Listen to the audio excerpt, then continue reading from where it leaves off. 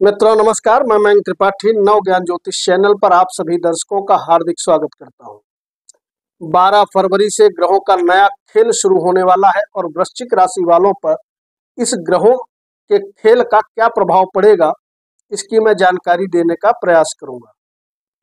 मित्रों, जब कोई ग्रह अस्त होता है, कोई ग्रह वक्री होता है, मार्गी होता है, स्वराशि का होता है या उच्च का होता है, तो मान के चलिए या तो बहुत बढ़िया फल देता है या तो बहुत गड़बड़ फल देता है। वृश्चिक लग्न वालों के लिए और वृश्चिक राशि वालों के लिए बड़ा सुंदर रिजल्ट देने वाले हैं कुछ ग्रह, उसकी मैं जानकारी देने का प्रयास करूंगा। आपको इस अवधि में खुश होना चाहिए क्योंकि आपके लिए बहुत ही ज्यादा प्रॉफिटेबल रिजल्ट आने वाले समय में मिलने वाले हैं। अभी से वीडियो को लाइक कर दीजिए, अगर चैनल पे पहली बार आए हैं तो सब्सक्राइब कर दीजिए, नोटिफिकेशन ऑल को क्लिक कर दीजिएगा।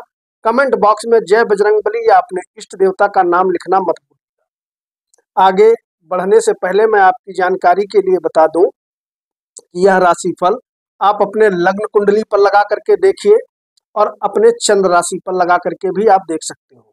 मान लिया आपकी लग्न कोई और है, चंद्र राशि कोई और है, तो दोनों के वीडियो आप देख लीजिएगा। दोनों में फल बहुत बढ़िया बताया गया है तो रिजल्ट बहुत अच्छा मिलेगा। एक में फल खराब बताया गया है, एक में अच्छा बताया गया है, तो रिजल्ट आपको 50-50 मिलने वाला है। अब जिन लोगों के पास डेट ऑफ बर्थ ही नहीं है वो बेचारे क्या करेंगे, तो ऐसे में आपके लिए एक ही ऑप्शन बचता है कि आप अपने प्रचलित नाम के अनुसार इस फलादेश को समझ सकते हो और उपाय भी यदि आप करते हो तो निश्चित तौर पे आपको फायदा मिलता हुआ दिखाई पड़ेगा। देखिए भैया, अगर कुछ अधिक चाहिए तो अधिक मेहनत करनी पड़ेगी, थोड़ा बहुत उपाय का सहारा जरूर आपको लेना पड़ेगा क्योंकि उपाय में बड़ा दम होता है। उपाय यदि आप करते हो 101% पॉजिटिव रिजल्ट आपको मिलता जाता है। अब जानते हैं प्लेनेटरी पोजीशन। तो सबसे पहली चीज, आपका जो लग्नेश बन जाता है मंगल देवता, ये उच्च का होकर के इस अवधि में बैठा रहे, ये एक बहुत बड़ा प्लस पॉइंट है। और दूसरा प्लस पॉइंट ये है कि आपकी कुंडली में जो शनि की ढैया का प्रभाव चल रहा है, चौथे भाव में जो कंटक शनि बैठे हैं, 12 फरवरी से लगा करके 16 मार्च तक का अस्त रहेंगे। 17 मार्च को शनि देवता उदित हो जाएंगे। इसके अलावा आपकी कुंडली में जो कर्म का मालिक है वो बन जाता है सूर्य देवता, और ऐसा सूर्य देवता अपने स्थान से सप्तम का योग बना रहा है, यानी कि चौथे भाव में शनि को अस्त करेगा और वहीं पे बुध को भी ये अस्त करेंगे सूर्य देवता, लेकिन कर्म भाव के मालिक होकर के कर्म भाव पर ही दृष्टि डालेंगे। ये अगला प्लस पॉइंट है। गुरु का गोचर जैसे बढ़िया चल रहा था वैसे चलता रहेगा, और वहीं पर राहु और केतु, राहु 5वें भाव में है और केतु आपके 11वें भाव में डटे हुए हैं। यह है प्लेनेटरी पोजीशन। जानकारी देंगे और खुशखबरी देंगे नौकरी करने वालों के विषय में। अगर नौकरी आपके पास नहीं है तो आपके लिए सर्वोत्तम उपाय एक है कि 12 फरवरी से लगा करके और लगभग 15 मार्च तक आप अभी से तैयारी करना शुरू कर दीजिए। इस जो डेट मैंने बताई है इस पीरियड में प्रयास करिए, निश्चित तौर पे आपके लिए जॉब अपॉर्चुनिटीज खुलेंगी।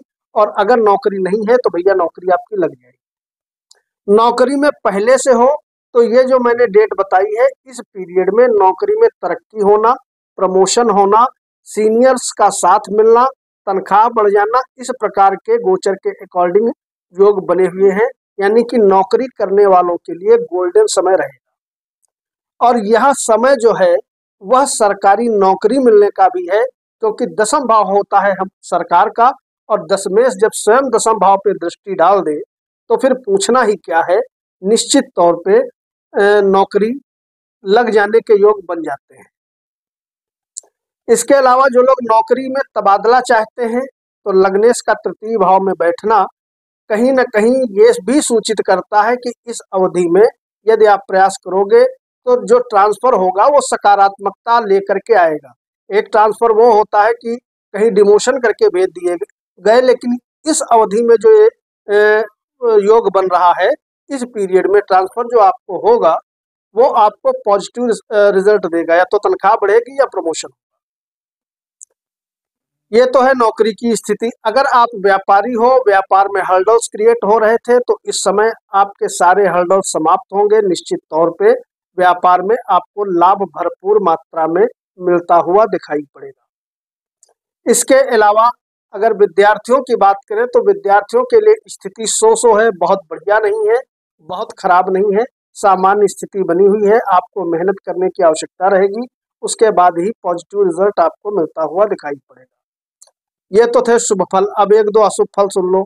अशुभ फल ये है कि मंगल देवता उच्च के बैठे हैं आपके तीसरे स्थान में और नीच की दृष्टि डाल रहे हैं आपके भाग्य स्थान पर। हालांकि शुक्र की भी दृष्टि है और गुरु का केंद्रीय प्रभाव भी है भाग्य भाव पे, तो भाग्य ऐसा नहीं है कि बिल्कुल भी साथ नहीं देगा, लेकिन बहुत अच्छा इस अवधि में भाग्य आपका साथ नहीं देगा। अपने बाजुओं के दम पर और अपने परिश्रम के दम पर इस अवधि में आपको आगे बढ़ना होगा। इसके लिए माइंड प्रिपेयर रखिएगा। तीसरे में लग्नेश बैठा है, निश्चित तौर पर पराक्रम करने की शक्ति देगा। इस अवधि में आप अद्भुत ऊर्जा का भी अनुभव करोगे और कहीं न कहीं छोटे भाई बंधुओं का, नौकर चाकरों का निश्चित तौर पे भारी मात्रा में सहयोग भी इस अवधि में मिलता हुआ आपको दिखाई पड़ेगा, नो डाउट। लेकिन विद्यार्थी वर्ग थोड़ा सचेत रहेंगे तो ज्यादा अच्छा है। मैंने बताया कि विद्यार्थियों के लिए समय सो है, बहुत अच्छा इसलिए नहीं है क्योंकि लग्नेश होता है हमारा मस्तिष्क, हमारा व्यक्तित्व, और लग्नेश बैठा है सप्तमेश के साथ। ये एक प्रकार का दुराचार योग बन जाता है। मस्तिष्क पर जब सप्तमेश का प्रभाव हो जाए तो कहीं न कहीं बच्चा हो, बूढ़ा हो या जवान हो, इन दोनों में से किसी एक ग्रह की भी दशा चल रही है, यानी कि शुक्र की या मंगल की, तो कहीं न कहीं इस अवधि में भटकाव बहुत ज्यादा हो जाता है। और जब भटकाव होता है तो पढ़ाई से मन हट जाता है। तो फालतू प्रेमबाजी के चक्कर में मत पड़ना, क्योंकि अगर इस अवधि में आप प्रेम कर भी बैठोगे तो मान के चलो आगे चल के धोखा खाओगे, क्योंकि धोखा प्रेम में मिल जाने के प्रबल योग वर्तमान में बने हुए हैं। तो इस चीज से आपको निश्चित तौर पे बचना है। प्रेमी जोड़ों के लिए समय बढ़िया नहीं है। और बात करें अगर वैवाहिक जीवन की, तो वैवाहिक जीवन के लिए निश्चित तौर पे स्थिति भैया अनुकूल बनी हुई है, कहीं कोई दिक्कत वाली बात नजर नहीं आ रही। इसके अलावा जो लोग निवेशक हैं, चाहे वो प्रॉपर्टी में निवेश करते हैं, चाहे वो शेयर मार्केट में निवेश करते हैं लंबे समय के या शॉर्ट पीरियड के लिए, तो निश्चित तौर पे स्थिति आपके अनुकूल है, आप निवेश करिए, फायदा मिलेगा। खेती किसानी करने वालों के लिए स्थिति अनुकूल बनी हुई है, वहां पर भी बढ़िया फायदा मिलेगा। लेकिन ध्यान रखिएगा भैया, इस अवधि में अपने माता श्री के स्वास्थ्य का निश्चित तौर पे ध्यान रखिएगा। कहीं न कहीं उनका स्वास्थ्य यदि पहले से गड़बड़ चल रहा है तो प्रभावित हो जाने के प्रबल योग इस अवधि में दिखाई पड़ रहे हैं। इसके बाद अगली बात करें कि कहीं यदि आप नया व्यापार शुरू करना चाहते हो तो आप व्यापार शुरू कर सकते हो, कहीं कोई दिक्कत नहीं है। जो लोग टूरिंग ट्रेवलिंग का काम करते हैं, स्थिति उनके लिए अनुकूल है। अगर आप देश विदेश की यात्राएं करना चाहते हो, स्थिति अनुकूल है, यात्राओं के लिए समय सही है, कहीं कोई दिक्कत वाली बात नहीं। अब बात करें कि स्वास्थ्य आपका कैसा रहेगा, तो लग्नेश किसी भी प्रकार से जरा सा भी पीड़ित नहीं है, ये एक बहुत बड़ा प्लस पॉइंट है। और लग्नेश बलवान, एक कहावत कही गई है कि ग्रह बलवान तो गधा पहलवान। तो जब लग्नेश बलवान होता है तो सारी दुनिया एक तरफ, हम अकेले एक तरफ। लग्न और लग्नेश यदि साथ देने लगे तो बाकी के सारे प्लेनेट यदि गड़बड़ भी हो जाए तो आपका कोई कुछ ढेर नहीं कर सकता, ये आप मान के चलो। तो लग्नेश भैया मजबूत है तो स्वास्थ्य टनाटन रहेगा, कहीं कोई प्रॉब्लम वाली बात नहीं है। और अंत में बात करें कि आपके पास पैसे की स्थिति क्या रहेगी, तो आपके कुंडली में आमदनी का मालिक होता है बुध देवता। वो तो अस्त है, लेकिन केतु की कृपा आपके ऊपर बनी हुई है। केतु जिस भाव में बैठता है उस भाव के प्रभाव को बढ़ाता है। हालांकि वहां के रिश्तों को काट छांट डालता है, लेकिन 11वें भाव में बैठा है इच्छा पूर्ति के भाव में। तो निश्चित तौर पे आमदनी आपकी बढ़िया तरीके से, जबरदस्त तरीके से होती रहेगी। और धन का मालिक कहीं पर पीड़ित नहीं है, गुरु अपने ही भाव पे दृष्टि डाल रहा है।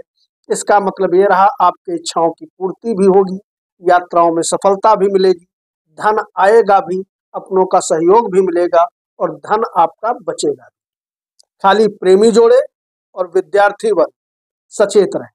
अगर विद्यार्थियों के मान लिया भटकाव उत्पन्न होता है तो आपके लिए भैया एक ही वृश्चिक लग्न और वृश्चिक राशि की दवा है कि ओम गुरुवे नमः या ओम ग्राम ग्रीम ग्रौम सह गुरुवे नमः, इस मंत्र का आप जप कर लीजिएगा, यह समस्या दूर हो जाएगी। और प्रेमी जोड़ों के यदि प्रेम में लगता है कि तकरार हो जाएगी, अलगाव हो जाएगा, तो वो लोग भी ये उपाय कर ले, उनको भी फायदा मिलेगा। कल मिलेंगे। मयंक त्रिपाठी को अनुमति दीजिए। नमस्कार।